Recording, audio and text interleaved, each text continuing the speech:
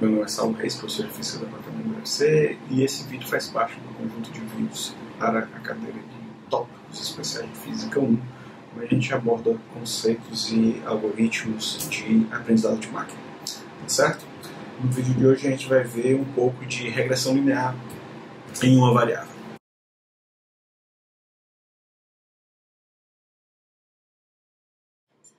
Então, a gente vai pegar aqui um exemplo que está no nosso livro-texto, em um dos nossos livros-textos, no livro do Guéron, onde ele mostra a seguinte pergunta, né? Dinheiro traz felicidade. E ele propõe que talvez a gente possa responder essa pergunta usando análise de dados, né? Usando algo que a gente possa aprender com os dados, tá certo? Então, qual é o tipo primeiro? Né? Se a gente vai usar dados, a gente vai usar um determinado tipo de dado. Nosso dado é um dado simples. Né? Digamos que para responder essa pergunta, a gente olha para diferentes países. Para cada um desses países, a gente tem duas informações. A primeira informação é o PIB per capita. Né? Em inglês, aqui está com GDP per capita. Tá bom? Então, isso vai medir o quanto de dinheiro tem em um determinado lugar. Então, isso vai nos dizer, né, se a gente tem ou não a capacidade de ser ou mais feliz com o dinheiro, tá certo? A segunda variável que a gente vai tentar associar a essa medida de PIB per capita, né, essa medida de poder de renda, essa medida de renda da população, é um índice de satisfação de vida, tá certo? Assim, né, a primeira coisa que a gente faz para responder essa pergunta é escolher um paradigma de aprendizado de máquina. O paradigma que a gente vai escolher é o de aprendizado supervisionado. Né? Lembrando que a diferença do supervisionado para o não supervisionado, no aprendizado supervisionado a gente tem as respostas, né, a gente tem as saídas das funções, né, como se fosse o conjunto de imagem das funções, além de, claro, de dados, que seria o conjunto de domínio das funções. Né?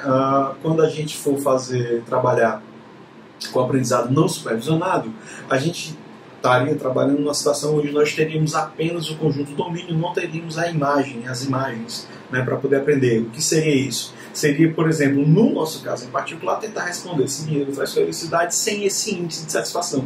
Ou seja, tentar achar a resposta para essa pergunta tendo apenas o poder de renda, né, o poder de compra dos países e não o índice de satisfação, tá certo? De vida. Então, ou seja, né, no aprendizado supervisional a gente tem a resposta correta e a gente tenta ajustar a nossa função a essa resposta correta. Né? Basicamente essa é a estratégia da regressão, tá bom? Então a gente vai adotar uma abordagem, né, usando um algoritmo de regressão linear, o que significa que a gente então vai ter, como é uma regressão, então significa que a gente está atrás de uma função que nos retorne um número, né, um valor real, um número, né, onde esse número seria esse índice de satisfação, tá certo? Isso difere de outra abordagem de aprendizado supervisionado, que é uma abordagem onde a gente estaria apenas atrás de uma classificação. Né? No nosso contexto, a gente estaria classificando, né, assim, dinheiro traz felicidade, e a nossa resposta não seria mais um número, um índice entre 0 e 10, por exemplo. E sim uma resposta, um rótulo, né, de sim, é feliz, né, aquele país é feliz tendo aquela quantidade de dinheiro, ou não, aquele país, a população daquele país não é feliz. E aí você tentaria não dar um índice, então o valor do índice numérico, 0 ponto alguma coisa, 4,5 para um dado país, tendo em vista quanto ele tem como PIB per capita. Né? Num problema de classificação a gente já iria apenas classificar em sim ou não, é feliz ou não é, tá certo? E só para lembrar, nossa notação, né, M é a variável que a gente vai usar que conta o número de amostras, tá certo? X é a variável que conta os parâmetros de entrada do nosso problema, né, que seria os valores do nosso conjunto domínio, né, e também chamado de features, né, que vem do inglês, então de vez em quando você vai me ver falando de as características, né, quando eu falar característica, eu estou meio que fazendo a tradução literal da palavra features em inglês, que é a palavra, né, o termo em inglês usado normalmente para esse conjunto domínio, para esse conjunto das variáveis de entrada do nosso algoritmo, tá certo? E já que a gente está no aprendizado supervisionado, a gente precisa dos targets, né? A gente precisa dos alvos ou, né, das respostas, como eu gosto de dizer, e numa analogia com uma função, né, seria o conjunto imagem, tá certo? Então, que é, no nosso caso, é exatamente esse índice de satisfação de vida, tá certo? Ok. Prosseguindo, né? Então o que é que a gente vai ter? A gente vai ter, então, para cada um, vamos analisar o nosso conjunto, vamos analisar um pouco mais nosso conjunto de dados, né? Então a gente tem vários países, por exemplo a Hungria, né? A gente tem o valor de PIB per capita dele, seria um PIB de 12 mil dólares, né? Cerca de 12 mil dólares. Esse índice de satisfação de vida, né? Seria na taxa, de acordo com esse, por exemplo, pode ser um índice calculado por um instituto de pesquisa ou algo do gênero. Esse índice seria de 4,9. A gente tem a Coreia do Sul, onde o PIB per capita é de cerca um pouco mais de 27 mil dólares, e esse índice de satisfação de vida é 4,8. Na França, o índice de satisfação de vida é 6,5 e o PIB é da ordem de 37 mil dólares, tá certo? E a primeira coisa que a gente vê é o quê? A gente nota, né, que de alguma forma a felicidade da população cresce, aumenta com o poder de renda, né? Então isso nos leva a poder pensar numa função, tá certo? E se a gente lembrar naquele gráfico que a gente tinha antes, então a felicidade aumentava com a função, né? Não de uma forma tranquila, simples, nada muito esquisito, não tinha uma progressão geométrica, não parecia ser uma exponencial.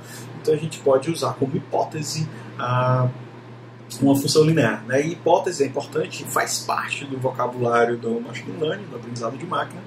Normalmente, para cada um dos algoritmos que a gente vai estar trabalhando, a gente tem uma função hipótese, né? E o nosso objetivo é normalmente ajustar os parâmetros da função, os parâmetros da hipótese, de tal forma que, dado o conjunto de entrada, dado o conjunto de features, né, de características de cada uma das amostras, a gente tenha uma imagem, né, tenha a resposta y, os targets, o mais corretos possível, tá certo? Né? Com a nossa hipótese, como a gente está pensando na função linear, né, a gente só tem dois parâmetros para ajustar, que seria o θ0 e o θ1, aqui sendo a constante, né, mas também, né, além disso, uma variável θ1, que é basicamente o coeficiente angular, né, do x, né, que está multiplicando o x, tá certo? Quando a gente assume uma função hipótese como essa, nós temos uma infinidade de possíveis soluções, né, que seriam todos os números possíveis que θ1 e θ0 podem assumir, tá certo? Por exemplo, você pode ter aqui no gráfico, a gente tem aqui um valor de θ1 e θ0 vermelho, que estão em vermelho, onde o θ0 é 0, né, e o θ1 é 2 vezes 10 a menos 5. Né? Você vê que essa curva em vermelho, a reta vermelha, está muito longe do nosso conjunto de dados, tá certo? A gente pode ter um conjunto onde θ0 é igual a 4 e θ1 é igual a 5 vezes 10 a menos 5. Agora você já tem uma curva bem próxima ao conjunto de dados, né? Se comparando a curva vermelha estaria mais correta.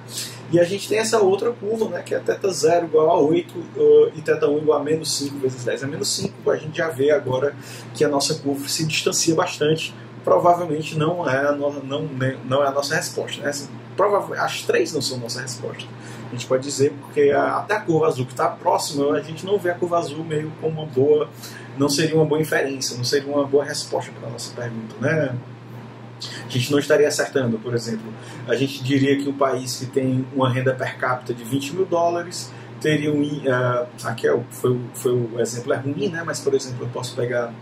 A gente veria que um país com renda per capita de 30 mil dólares teria um índice de felicidade por volta de 5, enquanto a maioria dos pontos já estão acima de 5, aqui alguns até acima de 6. Né? Então, até essa curva azul, que está próxima do conjunto de dados, ela aparentemente não é uma boa curva, né? Não seria uma boa resposta.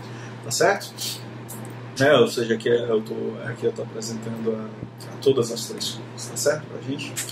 Então, a grande questão da regressão linear é como escolher esses parâmetros θ0 e θ1, né? Ou seja, né, em outras palavras, o que a gente quer é escolher esse parâmetro θ0 e θ1, né, de tal forma que a nossa hipótese, aqui na nossa anotação eu estou colocando a nossa função hipótese como uma função tanto do conjunto de características x, quanto do conjunto de parâmetros a serem ajustados θ, tá certo?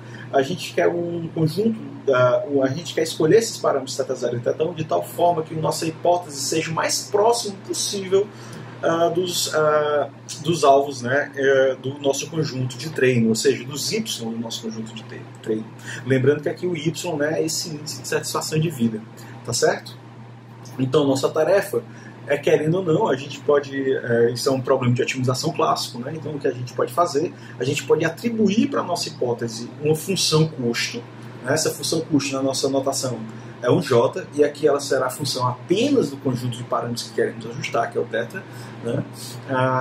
E aí a gente, E aí o que a gente vai estar atrás vai ser uma forma de ajustar a nossa função custo de tal modo que agora o nosso J seja o menor possível, né? Ou seja, a gente quer que essa nossa função custo ela tenha como resposta para um conjunto de θ, né? Para o conjunto de valores de θ0 e θ1 tenha como resposta um número grande, e para quando a gente estiver muito longe da resposta correta, por exemplo, o conjunto em verde e o conjunto em vermelho teriam um J muito maior, né, do que a resposta em azul, e a resposta em azul provavelmente terá um J, né, uma função custo maior do que a resposta melhor possível, né, a resposta que minimiza esse J, essa será a nossa resposta, né? Seria o que? Se a gente está errando menos, né? Em alguns lugares da literatura, esse J, função custo, vai estar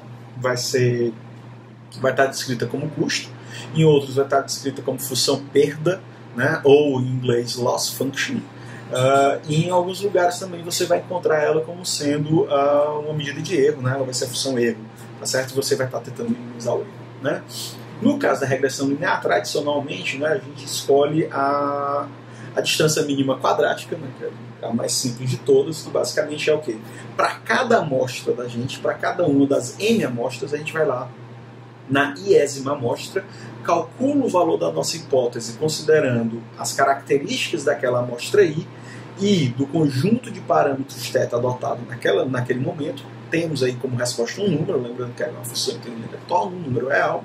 Subtraímos o valor y, né, dos nossos targets, temos esse número, elevamos ao quadrado e fazemos isso para cada uma das N amostras. Somamos tudo, temos um valor de distância quadrática, tá certo? Fazemos uma média sobre essa distância quadrática, que significa dividir por m, né, onde m é o nosso número de amostras. Né? E por fim a gente vai ter esse fator de meio, né, esse 1 sobre 2 aqui.